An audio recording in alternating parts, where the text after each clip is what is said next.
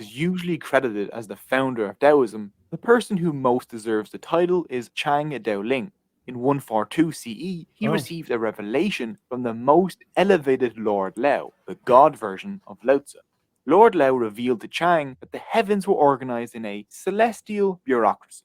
Like it says in the Tao Te Ching, Oh the my earth God. is a reflection of the heavens. So if there is a bureaucracy on earth, it's because there was already one in heaven. Chang and his Sounds like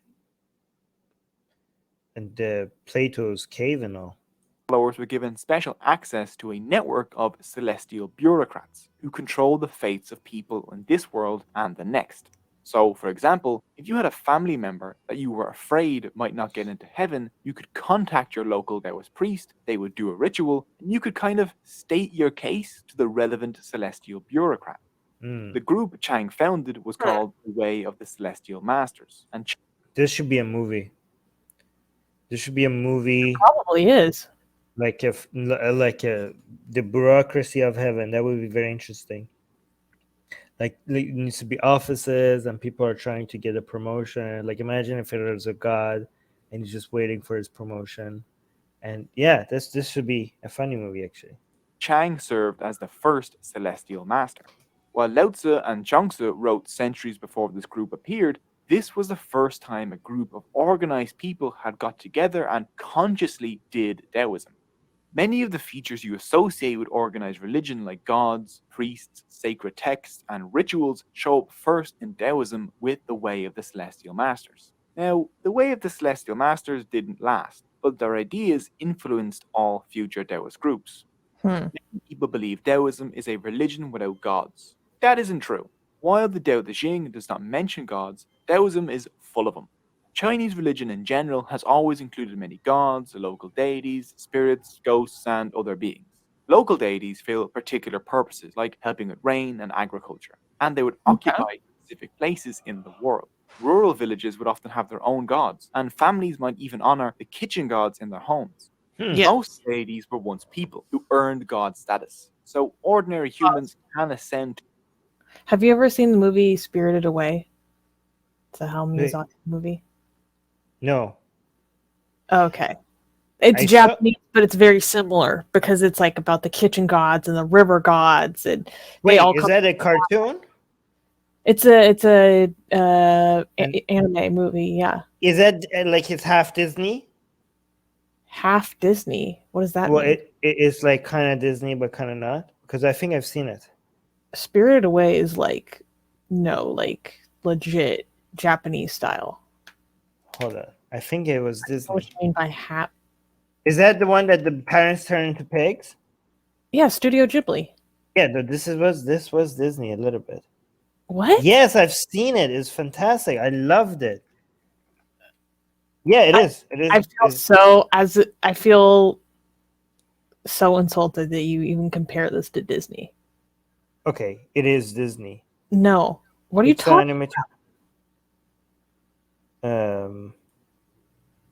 Walt Disney financed 10%. Walt Disney Pictures financed 10% of the film's production. There you go. I was right. Stylistically, it's not Disney though. I didn't say it was. Okay, that's what I thought you meant, and I was insulted. I said it's kind of. That's why I said it was kind of Disney. But yeah, here it is. This was so good, and I think this is if you want to understand, Chinese religion. No, this is Japanese though. I know all of the Eastern stuff. The way that they imagine spirits and river spirits and I don't know kitchen spirits and this spirit and that spirit. This is like this cartoon put everything in perspective for me. At least not as a way to understand, just so that as a reference. Do you know what I mean? Not like I'm not saying it's accurate or anything like that, but at least because this whole spirits for like mountains and rivers and stuff was so foreign to me with my Abrahamic mindset. I think watching this made me kind of understand a little bit how people think about this a little bit. And even, I know it's not accurate at all, but at least now I had a point of reference whenever I studied any of these things, something to rely on, to to have the mindset, to try to have the mindset, right? But it was so much fun. This was beautifully done. Go watch it, Spirited Away. Very, very good. Fatima's like, did I hear anime? Yeah. No, it's really good. It's so much fun. I remember it. The visual is visually beautiful. It was beautiful. Wait, what? Why are you laughing at me? What? Armin LOL what? Explain yourself. Anyways. Godhood or immortality, like Lao Tzu, who is now Lord Lao, and is seen as almost an incarnation of the Tao itself. So which of these deities are the most important in Taoist life?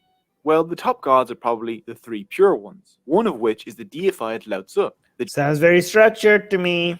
Jade Emperor. There's also the 8 Immortals. You may be imagining that they get the most attention, but actually, no.